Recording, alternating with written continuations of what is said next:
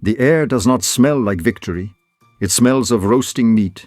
It smells of cedar wood turning into charcoal. It smells of blood, iron heavy and thick, evaporating in the heat of an inferno so vast it seems to have swallowed the stars. The date is the 9th day of the month of Av in the year 70 AD. But dates are abstract, dates are just numbers, scratched onto parchment by historians who were sitting safely in quiet rooms, years after the screaming stopped. To understand this moment, you cannot look at a calendar, you must look at the sky. Over the city of Jerusalem, the sky has ceased to exist. It has been replaced by a ceiling of rolling black smoke, illuminated from below by a golden, hellish orange. Below that smoke lies the temple, the second temple, the Herod's temple. It is not merely a building.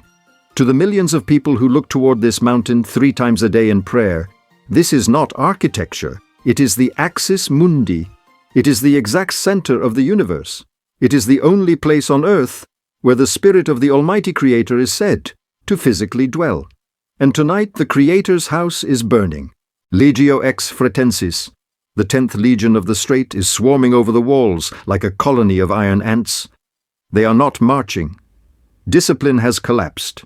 They are climbing over piles of corpses, slipping on the gore of the defenders, driven by a madness that is half bloodlust, half greed. They are hacking at the golden plates that adorn the sanctuary walls. They are ripping the silver trumpets from the hands of dying priests. The noise is deafening, a cacophony of crumbling limestone, roaring flames, and the death cries of a nation. Standing on the Antonia fortress, overlooking this apocalypse, is a man named Titus Flavius Vespasianus.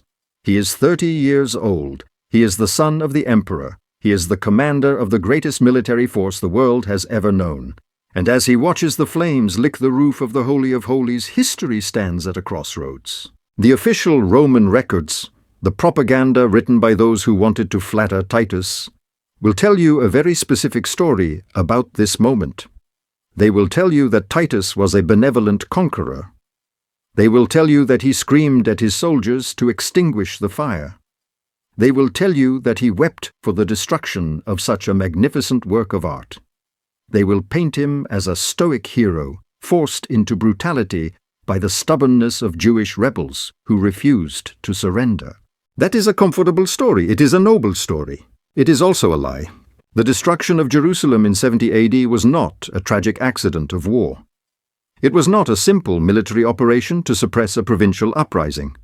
If you peel back the layers of history, if you look past the marble statues and the triumphant arches that still stand in Rome today, you will find something much darker. You will find a paper trail. You will find a motive that has nothing to do with theology and everything to do with survival. Rome was not destroying Jerusalem because it hated the Jews. Rome was destroying Jerusalem because Rome was dying. The empire, the glorious eternal empire of the Caesars, was bankrupt. Its treasury was empty. Its legions were unpaid. Its currency was debased. The greatest superpower in history was on the verge of financial collapse. Tonight, amidst the screams and the fire, we are not just witnessing the end of biblical Jerusalem. We are witnessing a heist, a calculated, desperate, industrial-scale looting operation designed to save the Roman economy from implosion. The gold, melting down the steps of the burning temple, will not disappear. It will flow west, it will cross the Mediterranean Sea, it will land in Italy, and it will pay for the most famous monument of death ever constructed, the Colosseum. This is the story they didn't teach you in school. This is the anatomy of a catastrophe. This is the real reason Rome burned Jerusalem. To understand why a city in the Judean hills had to die, we must first travel 1,400 miles to the west.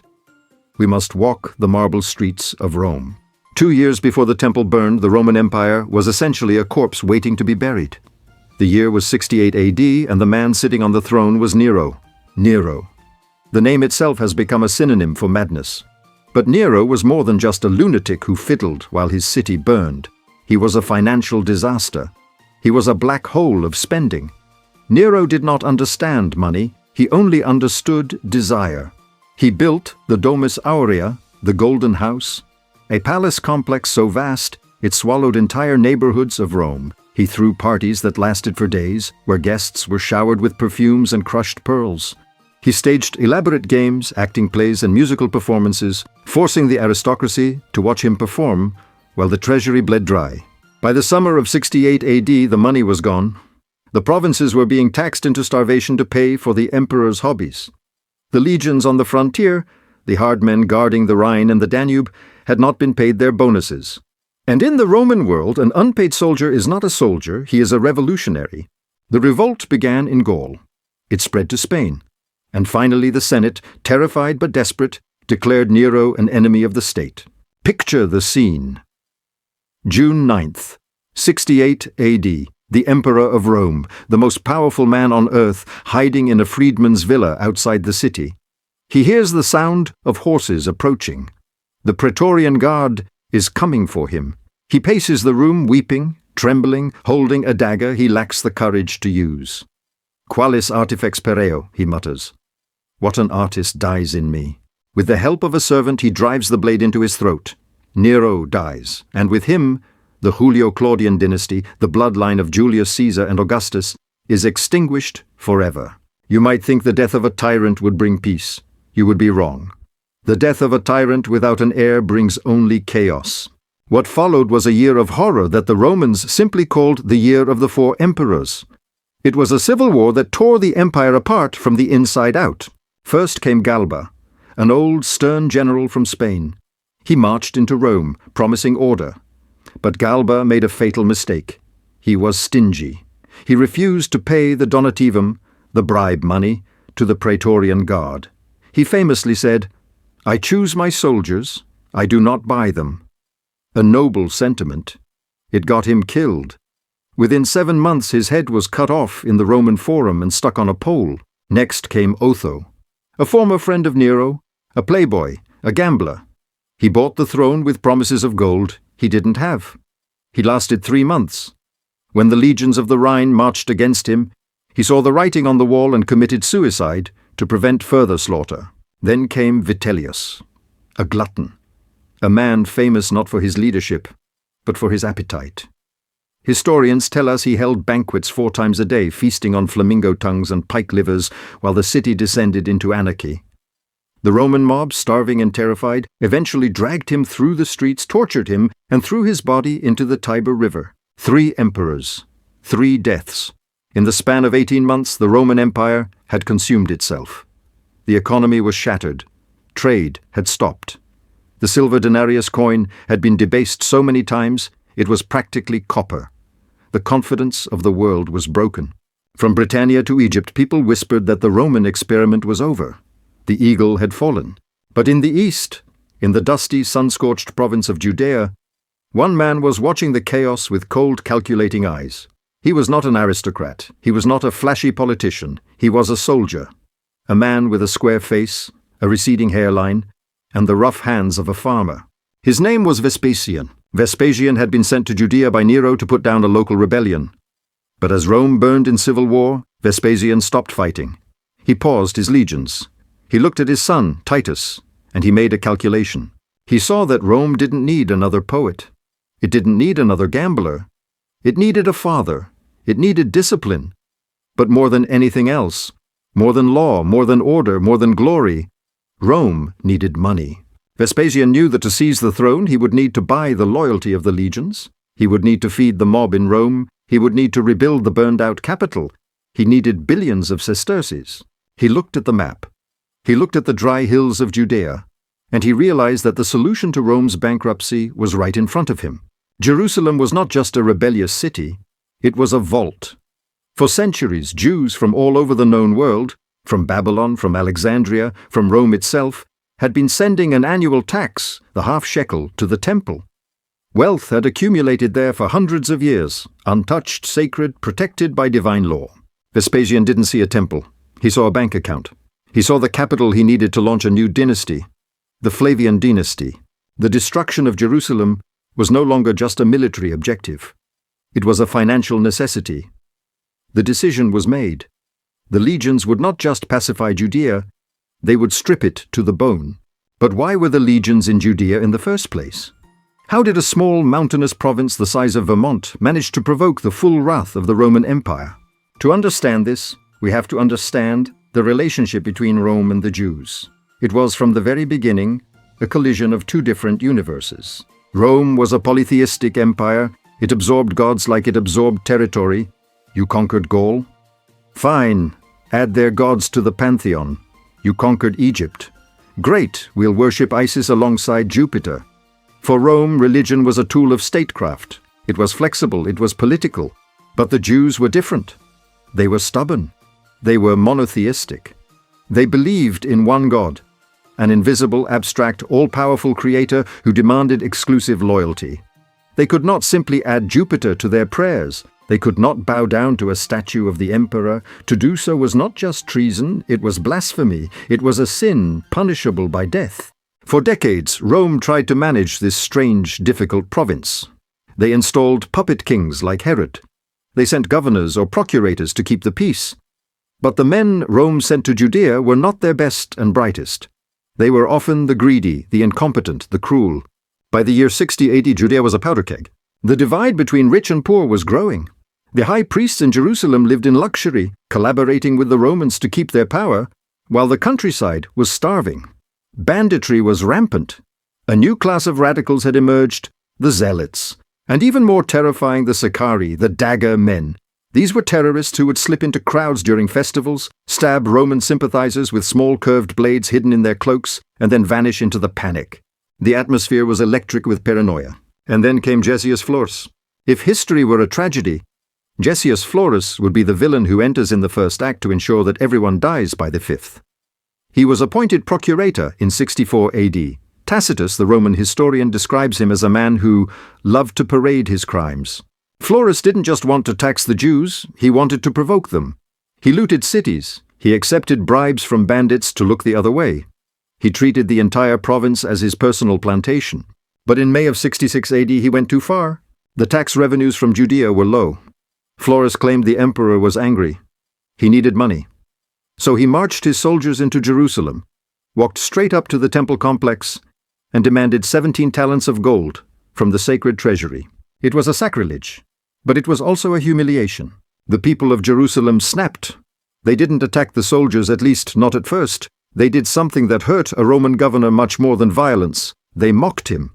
A group of young men walked through the streets of Jerusalem carrying baskets, begging for pennies for poor, destitute Florus. They treated the representative of Caesar like a beggar on a street corner. Florus was apoplectic. He didn't see the humor. He saw rebellion. He ordered his soldiers to clear the upper market.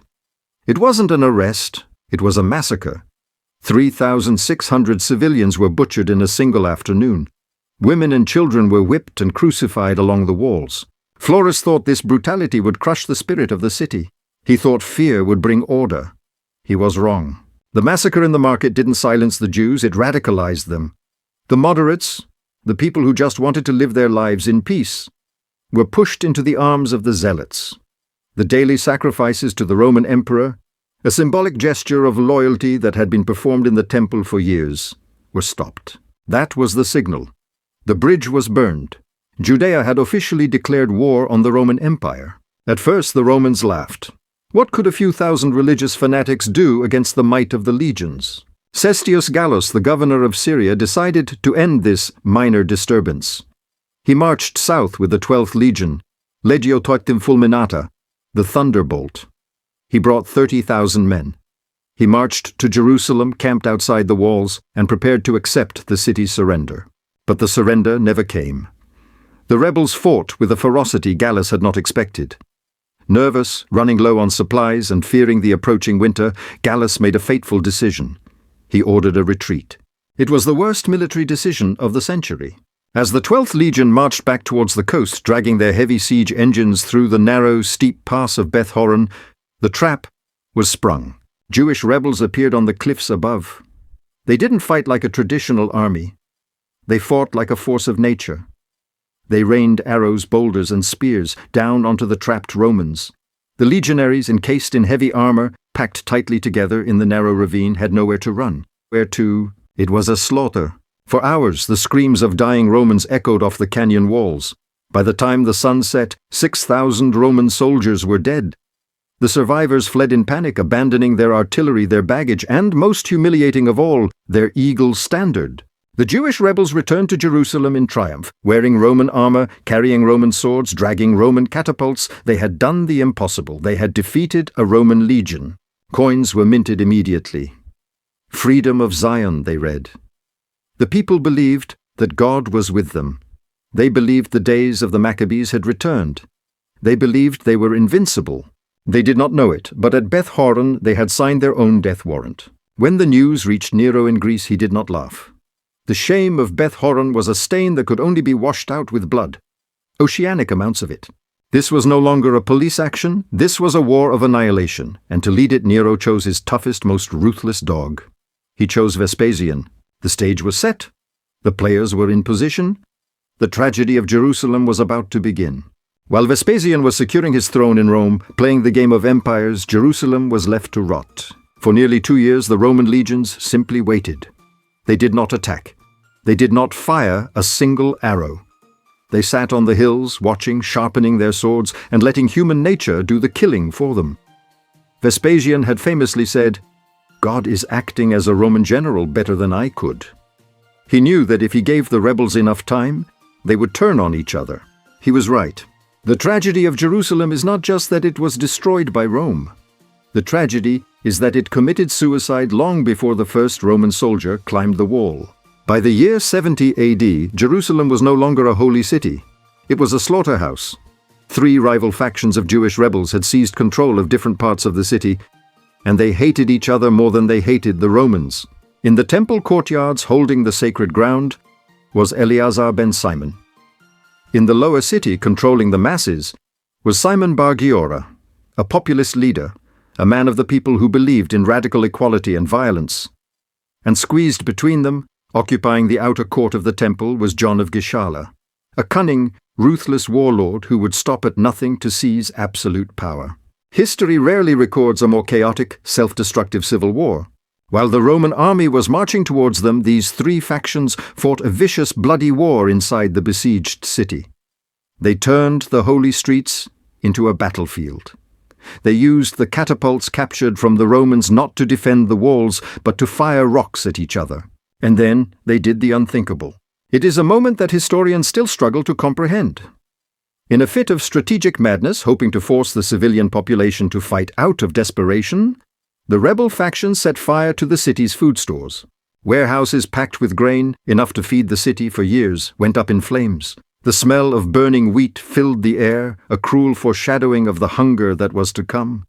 In one night the city burned its own lifeline. They had destroyed their only shield against starvation. This was the state of Jerusalem when Titus finally arrived in April of 70 AD. He did not come alone. He brought with him the full weight of the Roman war machine. 4 legions, the 5th Macedonica, the 10th Fretensis, the 12th Fulminata, seeking revenge for their humiliation, and the 15th Apollinaris. Along with auxiliary troops from Syria and Egypt, the army numbered nearly 60,000 men. But Titus chose his timing carefully, cruelly. He arrived just before Passover. Jerusalem was not just a city of residence. It was a pilgrimage site. During Passover, the population swelled from 600,000 to perhaps over 1 million. Pilgrims from across the empire had flooded into the city to celebrate the Festival of Freedom, the festival that commemorated God saving them from slavery in Egypt. Titus let them in. He allowed every pilgrim to enter the gates, and then, once they were inside, he sealed the exits. The trap was shut. 1 million people. No food. Locked in a cage with 3 warring militias and 60,000 Roman killers outside. The Festival of Freedom was about to become a festival of death. Titus set up his camp on Mount Scopus, overlooking the city. He wanted to send a message. He ordered his soldiers to strip the countryside of trees. Every olive grove, every orchard, every beautiful garden that surrounded Jerusalem was hacked down. The landscape, once lush and green, was turned into a desolate moonscape of stumps and dust. The psychological warfare had begun. Titus offered terms of peace. He sent Josephus, the Jewish commander who had surrendered in Galilee and was now working for the Romans, to the walls to negotiate. Imagine Josephus standing in his Roman toga shouting in Hebrew to his former countrymen on the walls. He begged them to surrender. He told them that God was no longer with them, that God had gone over to the Roman side. He warned them of the horror that was coming. The rebels on the wall did not listen. They laughed, they cursed him, they threw stones at him, they saw him as the ultimate traitor, a man who had sold his soul to the destroyers of his people. There would be no peace. There would be no surrender. Titus looked at the defiant walls and he gave the order. Build the engines. The siege of Jerusalem was a masterpiece of engineering and a nightmare of suffering. The Romans were not just soldiers, they were builders. They treated war as a construction project. Within days, massive siege towers, 70 feet high and plated with iron to prevent fire, began to roll towards the walls. Ballistas, giant crossbows powered by the torsion of twisted animal sinew, began to fire stone bolts the size of grapefruits. Josephus writes that the stones were white, and the Jewish watchmen on the towers could see them coming against the dark background. They would shout, "The sun is coming!" A grim pun perhaps referring to the stone, or perhaps to Titus himself. The rebels learned to blacken the stones with soot, so they would be invisible, striking without warning. The noise was constant, the thud of battering rams, the whistle of darts, the screams of the wounded. But the rebels fought back with a ferocity that stunned the Romans. They dug tunnels under the Roman siege ramps. They filled the tunnels with bitumen and pitch and set them on fire. The ground would suddenly collapse, swallowing the Roman war machines into pits of fire. They sorted out of the gates like wild animals, attacking the Roman camps, fighting with a suicidal bravery that terrified the legionaries. Titus realized that taking the city by storm would cost too many Roman lives. He needed a different strategy. He needed to break their will. He decided to weaponize hunger, but the city was porous. Under the cover of darkness, desperate Jews were sneaking out into the valleys to gather herbs, roots, or anything edible, and black market traders were sneaking food in. Titus had to stop this. He called a council of war and proposed a solution that only Rome could execute. He would not just surround the city, he would strangle it. He ordered the construction of a circumvallation wall, a wall around the wall. The scale of this project is hard to fathom. The Roman soldiers, working in a frenzy of competition between the legions, built a 5-mile-long wall made of earth and stone, reinforced with 13 forts in just 3 days. 3 days! It was a feat of logistical brilliance. It was also a death sentence. With the completion of the wall, the isolation of Jerusalem was absolute. As Josephus wrote, all hope of escaping was now cut off from the Jews, together with their liberty of going out of the city. The noose tightened. Inside the clock began to tick. The grain was gone, the animals were gone, the leather was gone. Now the people began to look at each other. Before we witness the final hour of Jerusalem, I have a request. History is often ugly. Most channels look away. We choose to look closer. If you believe that the dark chapters of history deserve to be told without filters, help us keep this channel alive. Click the like button. It tells the algorithm that the truth matters. Now, the legions are waiting. Let's return to the wall. Famine is a quiet killer. It does not have the glory of battle. It does not have the adrenaline of combat. It is slow. It is degrading. It strips a human being of everything. Dignity, morality, love, until only the animal remains. By June of 70 AD, Jerusalem had become a city of ghosts. The streets were littered with corpses. There was no one left with the strength to bury the dead. They simply threw the bodies over the city walls, into the valleys below. Titus, riding around the walls on inspection, looked down into the Kidron Valley. He saw thousands of rotting bodies, swollen and decaying in the sun, a river of death flowing from the city. Historical accounts say he groaned, raised his hands to heaven and shouted, "God, this is not my doing." Perhaps he believed it. Perhaps he needed to believe it. Inside the city, the social order had collapsed completely. The rebel militias, the Zealots, became gangs of scavengers. They would break into homes not looking for gold, but for crumbs of bread. If they saw a person who looked healthy, they would torture them, convinced they were hiding food. If they saw a person who was dying, they would mock them. Josephus describes scenes that are difficult to read, let alone imagine. Wives snatched food from the mouths of their husbands. Children pulled scraps of bread from the hands of their elderly parents. And most horrific of all, mothers snatched food from their own crying infants. The instinct for survival had overridden the instinct for love. People ate the leather straps of their sandals. They ate the hay from their mattresses. They crawled through the sewers searching for old animal dung to chew on. But the horror had not yet reached its bottom. There was one final descent to make. There is a story recorded in the archives of this siege, a story so grotesque that Josephus apologizes to the reader before telling it. He writes that he would have omitted it for fear of being called a liar had there not been so many witnesses. It is the story of Mary of Bethesda. Mary was a woman of noble birth, rich and respected. She had come to Jerusalem for the Passover with her wealth and her infant son. But the siege had taken everything. The rebels had looted her house day after day, taking every scrap of food she managed to find. One day, the rebels returned. They smelled the scent of roasting meat coming from her house. They smashed down the door, their eyes wild with hunger, demanding she give them the food. Mary looked at them. She was calm, too calm. A madness had taken hold of her eyes. "I have saved a fine portion for you," she said. She uncovered the dish on her table. It was not a lamb, it was not a goat. It was her son, half eaten, the charred remains of a human infant. She looked at the horrified men who had killed, men who had tortured, men who had seen everything. And she said, "This is my own son, and this is my own handiwork. Eat, for I have eaten. Be not more delicate than a woman, or more tender than a mother." The rebels, the hardened killers of the Zealot faction, trembled. They could not speak. They backed out of the room, leaving the mother alone with her meal. When the news of this atrocity spread through the city, a silence fell over Jerusalem. It was the silence of a people who realized they were already dead. The city had not just lost the war, it had lost its humanity. When Titus heard the story, he reportedly slammed his fist against his chest. He declared that he would bury this abomination under the rubble of the city. He swore that the sun would never again shine on a place where a mother devoured her own child.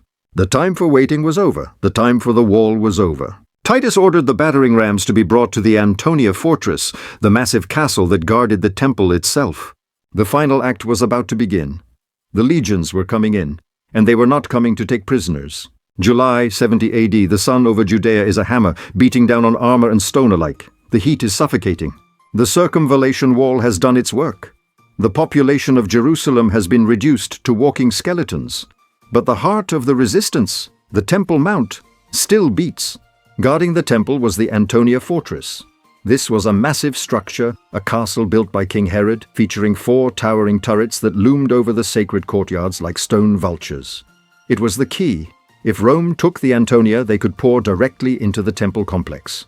For weeks, the Roman battering rams, huge beams of oak capped with iron heads, had pounded against the walls of the fortress. Thud, thud, thud. A rhythm of destruction that never slept. The Jewish defenders, fighting with the manic energy of the doomed, rained asphalt and fire down on the machines. But stone does not bleed. Wood does not feel pain. The Romans simply replaced the broken rams and kept pounding. Finally, in the middle of the night, a section of the wall gave way. It wasn't a glorious charge. It was an infiltration.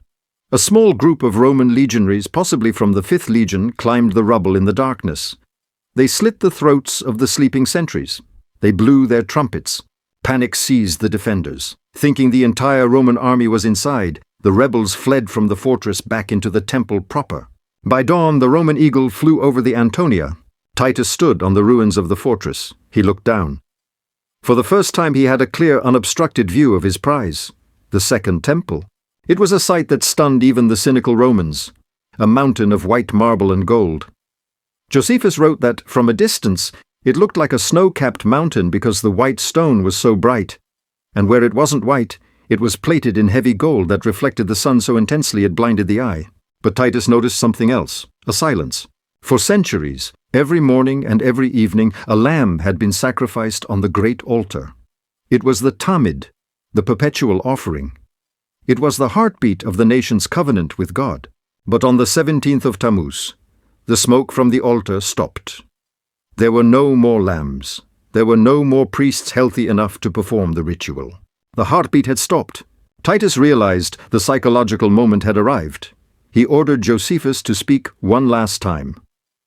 "Save yourselves," Josephus cried out to the rebel leader John of Giscala. "Save the holy place. Do not force the Romans to destroy the house of God." John's reply was a scream of defiance. "I do not fear for the city, for it is God's own city." He was wrong. God had left the building, and the 10th Legion was coming in to take his place. History has a cruel sense of irony. The first temple, Solomon's temple, had been destroyed by the Babylonians on the 9th day of the Hebrew month of Avi, nearly 600 years earlier. Now the calendar turned. It was the 9th of Av again, August 70 AD. The battle for the temple courtyards had raged for days. It was close quarters combat, brutal and intimate. There was no room for formations. It was sword against knife, shield against rock, man against man on the polished marble floors of the court of the Gentiles. The noise was indescribable. The clanging of iron, the screams of the dying, the roar of the fires that had already consumed the porticos. Titus had held a council of war with his generals. According to some sources, they debated the fate of the temple. Some generals wanted it destroyed. It was the rallying point for the rebellion. "Destroy the hive," they said, "and the bees will scatter." Titus, according to the official history, argued to save it. He wanted it as a trophy, a jewel in the crown of Rome. "Why burn a masterpiece?" he asked. But war has a momentum of its own.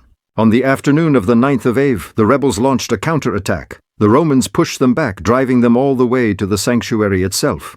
And then it happened. One soldier, we do not know his name, acting without orders, acting perhaps on what Josephus calls a divine impulse, or perhaps simply driven by the madness of bloodlust, grabbed a piece of burning timber. He didn't throw it on the ground. He asked a comrade to lift him up. Hoisted on the shoulders of another legionary, he tossed the flaming brand through a small golden window, the gate of Nicanor, that led into the inner chambers of the sanctuary. The wood inside was old. It was dry cedar from Lebanon, seasoned by centuries of incense and heat. It didn't just catch fire, it exploded. The flames roared up the curtains. They licked the gold ceiling. Within minutes, the holy place was an inferno. A cry went up from the Jews that was heard miles away. It was not a cry of pain, it was a cry of spiritual agony. "The temple is burning! The temple is burning!"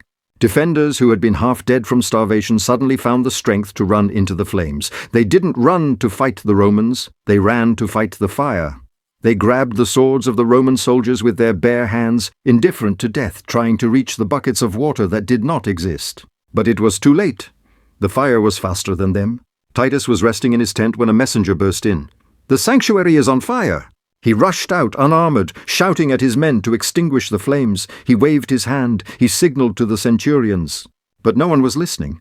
The Roman soldiers were in a frenzy. They saw the gold. The heat was melting the gold plating on the walls, and it was running down the stone steps like molten lava. They didn't see a holy site. They saw a retirement fund. They trampled Titus's orders. They trampled their own officers. They butchered the priests who were still standing on the roof of the temple, holding their lyres and trumpets, singing hymns to a silent sky until the flames consumed them. The slaughter was absolute. Josephus writes, "No pity was shown to age or rank. Children and old men, laymen and priests alike, were butchered. The emperor ordered the fire to be put out, but the soldiers were deaf with greed. The steps of the altar were slippery with blood. Dead bodies piled up around the Holy of Holies, creating a gruesome barricade of flesh. And then the fire reached the roof. While the roof burned, the great doors of the sanctuary were still open. Titus saw that the fire had not yet reached the inner sanctum, the Holy of Holies, the room that contained the essence of the Jewish faith. He walked in. Imagine the scene. Outside, the apocalypse, the roar of a dying nation. Inside, the quiet crackle of approaching fire. Titus and his commanders stepped into the room. They looked around. They saw the golden menorah, the seven-branched lampstand weighing nearly 100 pounds of pure gold. They saw the table of showbread. They saw the purple curtains woven with threads of gold and blue. They were disappointed. They expected to find a statue, an idol, a golden calf perhaps, a secret god with the head of a donkey. The Romans could not conceive of a religion without an image. But the Holy of Holies was empty. There was no statue, there was only a stone, the foundation stone. The God of the Jews was invisible, but his furniture was valuable. Titus gave the order, take it all. The legionaries swarmed in. They grabbed the menorah, they grabbed the table, they grabbed the silver trumpets, they stripped the gold from the walls. As they hauled the treasures out, a tongue of fire licked through the doorway behind them. Titus was forced to retreat. He stepped out into the courtyard just as the roof of the Holy of Holies collapsed with a sound like thunder.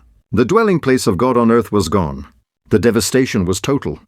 The soldiers, maddened by the victory, began to set fire to everything that was not already burning.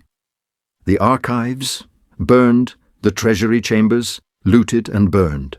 They caught 6,000 civilians, mostly women and children, who had taken refuge on a cloister roof, misled by a false prophet who promised deliverance from heaven at the last moment. The Romans set fire to the colonnade from below. There was no deliverance. All 6,000 perished. Some threw themselves to their deaths on the pavement, others were consumed by the flames. By nightfall, Jerusalem was no longer a city, it was a crater. The fire was so intense that it fused the limestone blocks together. The gold from the temple melted and ran into the cracks between the stones.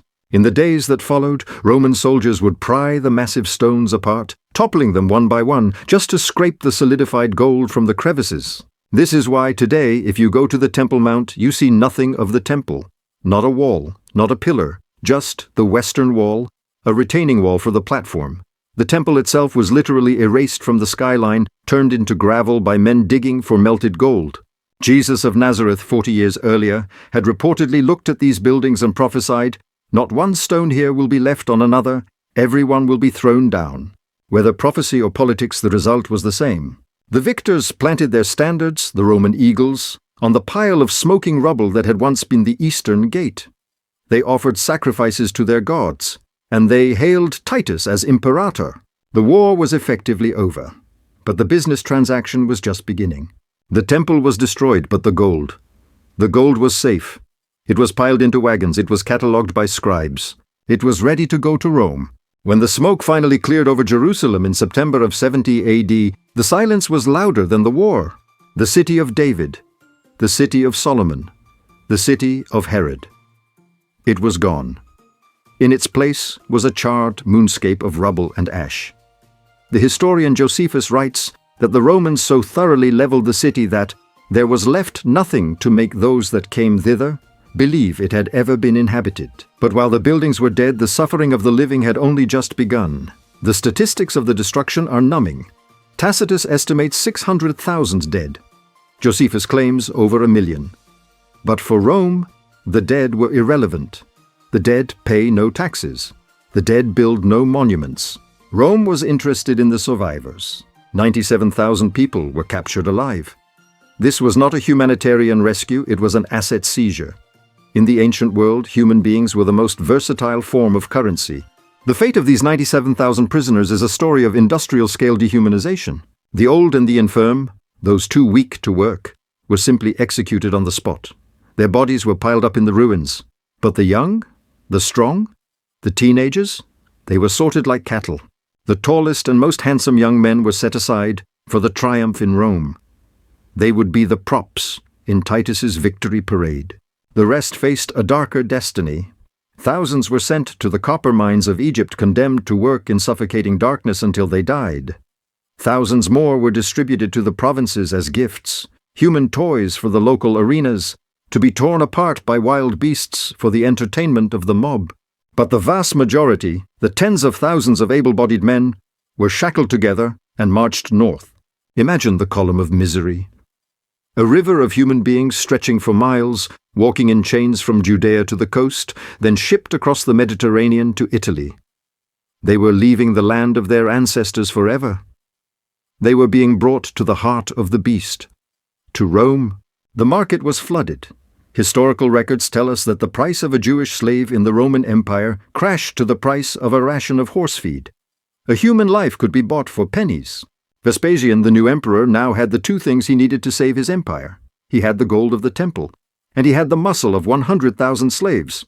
He was ready to build his masterpiece. June 71 AD, Rome, the day of the triumph. This was the Super Bowl of the ancient world. The entire city of Rome, perhaps 1 million people, poured into the streets. They climbed onto rooftops, they hung from windows, desperate to catch a glimpse of the conquerors. Vespasian and Titus, father and son, rode in chariots of ivory and gold. They were dressed in purple robes, their faces painted red with vermilion to look like the god Jupiter. Behind them marched the legions, singing bawdy songs, their armor polished to a mirror shine. But the crowd wasn't looking at the soldiers, they were looking at the loot. Josephus devotes pages to describing the floats that rolled through the streets. These were massive, moving stages, some 3 or 4 stories high, depicting scenes from the war. Here was a happy country laid waste, he writes. Here were walls of great magnitude overthrown.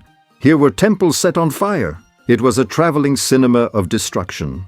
The Romans cheered at the images of burning villages. They cheered at the depictions of starving mothers. And then came the treasure, the golden table of showbread. the silver trumpets that had once called the faithful to prayer. And there, held high on the shoulders of struggling soldiers, was the menorah, the seven-branched candelabra, the symbol of God's light. Stripped from the silence of the Holy of Holies, it was now just a shiny trinket paraded through the noise of a Roman street. At the end of the procession walked the rebel leader, Simon Bar Giora. He was the man who had ruled Jerusalem during the siege, the man who had worn the royal robes in the temple courts. Now he was dragged by a rope around his neck. The procession stopped at the foot of the Capitoline Hill. This was the climax of the ritual. Simon was whipped as the crowd roared. Then he was strangled to death. When the executioner announced that the enemy leader was dead, a shout went up that shook the city. The war was officially over. The gods of Rome had won. Vespasian stood before the temple of Jupiter Optimus Maximus. He offered a sacrifice. He announced that the treasury was full. He announced that peace had returned to the world. But Vespasian knew that parades are forgotten in a day. He needed something permanent. He needed a monument that would remind the world of his power for 1,000 years. He looked at the gold, he looked at the slaves, and he gave the order to break ground. In the center of Rome, there was a massive artificial lake. It had been built by the hated Emperor Nero for his private palace. It was a symbol of tyranny and waste. Vespasian decided to drain the lake. In its place, he would build a house for the people, an amphitheater. Not just any amphitheater, the largest ever built. For centuries, historians suspected a connection between the war in Judea and the building of the Colosseum. The timeline matched perfectly. The war ended in 70 AD, construction began in 71 or 72 AD. But for a long time, it was just a theory, until 1813. In 1813, workers excavating the Colosseum found a marble block. It was a dedication stone dating back to the 5th century, repairing the arena after an earthquake. But underneath the visible text, there were holes where bronze letters had once been attached. Scholars studied the pattern of the holes. They played a game of connect the dots with history. And in 1995, a professor named Geza Alfadi finally cracked the code. He reconstructed the original inscription from the time of Vespasian. It read, Imptekes Vespasians ave amphitheater vm novem ex manvbis firi ipsit. The Emperor Caesar Vespasian Augustus ordered this new amphitheater to be erected ex manubis. Ex manubis? It is a specific Roman legal term. It means from the spoils of war. There was only one war large enough, rich enough, and significant enough to fund a building of this magnitude. The Colosseum was not built with Roman tax money. It was built with the melted gold of the Jewish temple, and it was built by Jewish hands. We must reimagine the Colosseum. When you look at its arches today, do not see them as a triumph of engineering. See them as a tomb. 12,000 Jewish captives were forced to work on the construction site. They dug the foundations. They hauled the massive travertine stones from the quarries of Tivoli, 20 miles away. They lifted the blocks. They mixed the mortar. They died by the hundreds under the lash of the overseers. And when the building was finally finished in 80 AD, how did Titus celebrate? He held a festival that lasted 100 days. To inaugurate the arena built by Jewish slaves, paid for by Jewish gold, thousands of animals and gladiators were slaughtered. And among those fighting in the sands were almost certainly Jewish prisoners, forced to kill each other for the applause of the people who had destroyed their home. The circle was complete. The holy gold of Jerusalem had been transformed into the blood-soaked sand of Rome. Rome destroyed Jerusalem to save itself. They thought that by burning the temple they could bury the story forever. They were wrong. We are still talking about it 2,000 years later. If you want to uncover more lost history that textbooks are afraid to teach, you know what to do. Subscribe and ring the bell. And if you think the Roman Empire was ruthless here, you haven't seen what they did to the Druids of Britain. Click this video on the screen right now to see how Rome tried and failed to destroy magic. I'll see you there. 2,000 years have passed. The Roman Empire is gone, the Caesars are dust, the Latin language is dead. But in the heart of Rome, two monuments still stand, locked in a silent conversation. One is the Colosseum. It is a ruin, a hollow shell picked clean by time and tourists. It stands as a testament to the power of the Flavian dynasty, yes. But it also stands as the ultimate evidence of the heist. Every stone in that arena screams the name of Jerusalem. The other monument stands just a few hundred yards away. It is the Arch of Titus. It was built after Titus's death to honor his victory. If you walk under its archway today, look up. There, carved into the marble relief, is the scene we have been following. The Roman soldiers wearing laurel wreaths carrying the golden menorah. For centuries, the Jews of Rome refused to walk under this arch. To them, it was a symbol of their destruction. It was the gate of their exile. But history is strange. In 1948, the State of Israel was established. The Jewish people, who had been scattered to the winds by the fires of 70 AD, returned to their homeland. And when the new state needed a symbol, a coat of arms to represent their sovereignty, they didn't choose a lion. They didn't choose a sword. They chose the menorah.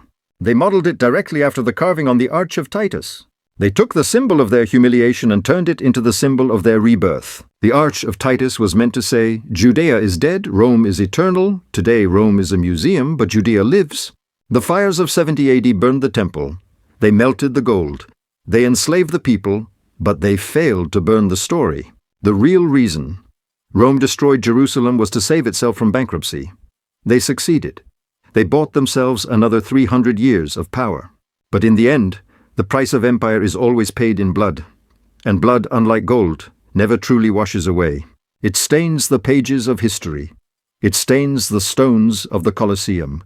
And it whispers to us across the centuries, warning us that even the greatest empires can fall, and that the truth, no matter how deeply it is buried under propaganda and stone, will eventually rise from the ashes. One final question for you. Titus is remembered in Rome as a good emperor, but in Judea he is remembered as a monster.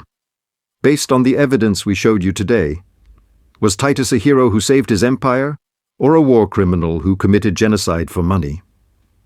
Let me know your verdict in the comments below. I'll be reading them.